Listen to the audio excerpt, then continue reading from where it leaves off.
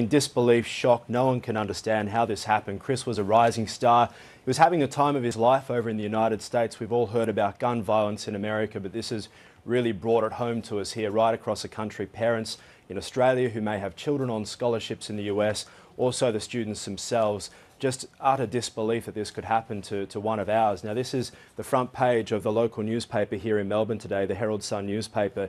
You can see the three accused who are on the front page there. It says, the teens American police shot our star. Now, our political leaders have described it as senseless. It's been the reaction from the family as well as reporting from that baseball club in the suburb of Essendon. It's just north of Melbourne here. Family, friends, as well as teammates and people from the local baseball club have all been down there this week. It's been terribly sad. They've been placing a baseball with tributes written on it, flowers on the home base there. His mother and father, they held back tears. They described Chris as just another normal kid. He loved his baseball. He's loved the game since he was 15 years old. And he loved it because he always wanted to go to college in the US, Piers, and he saw that this was his chance. It's an absolutely appalling story. I want to bring in now Tim Fischer. He served as Deputy Prime Minister in the John Howard government from 1996 to 1999. The significance of that being that after a appalling massacre in Port Arthur in Australia in 1996, huge changes were made to gun control in Australia. And as a result, they've had hardly a mass shooting since, and certainly nothing of this random nature. Tim Fischer, you've called for a boycott of America by Australian tourists, showing the depth of your feeling. What is your reaction to what has happened here? Just for the record, Australia has had 0 gun massacres since 1996, and the United States, 80 people killed by guns every single day. So it is another example of murder mayhem on Main Street. Yes, people thinking of going to the USA on business or tourist trips should think carefully about it, given the statistical fact you are 15 times more likely to be shot dead in the USA than in Australia per capita per million people.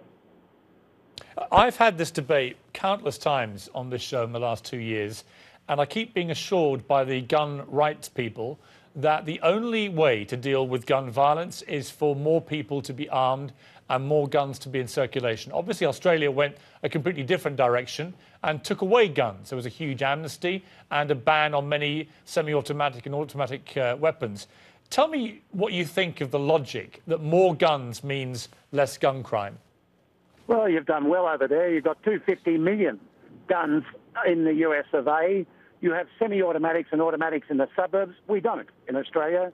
And we still have freedom, and the sporting shooters still have right to have guns. Farmers have the right to have guns. Anyone with licensing has the right. But we don't have gun shows where you can rock up and not even be subject to a background check in one of the most dumbest decisions so far in the litany of agony over the gun laws and gun policies of the NRA and the USA.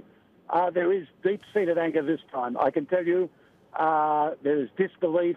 A fine young Australian cut down by 3 bored teenagers, allegedly.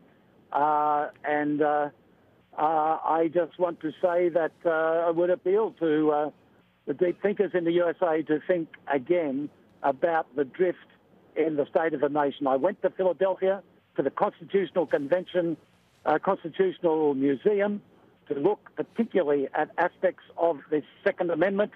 The Second Amendment does not provide for semi-automatics in the suburbs of Main Street.